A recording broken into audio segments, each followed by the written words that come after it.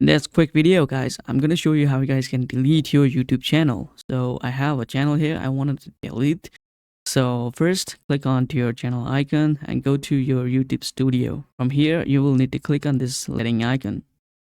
And now, from here, you will need to click on this channel. And then go to advanced setting. Now scroll down until you find other setting, manage YouTube account, and remove YouTube content. Now simply click on remove YouTube content. Now this will take you to another tab here. You'll need to verify with your password. So input your password here and click on next.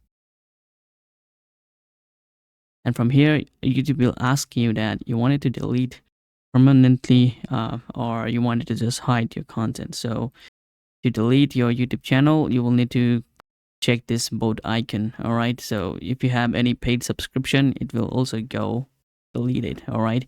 So just click on delete my content and type your channel name here and then delete my content.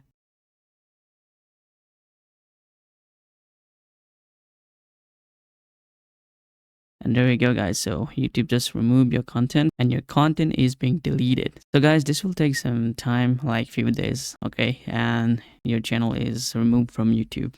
So this is how you should be removing your YouTube channel. And that's it, guys. Thank you so much for watching. See you guys in the next video. Peace.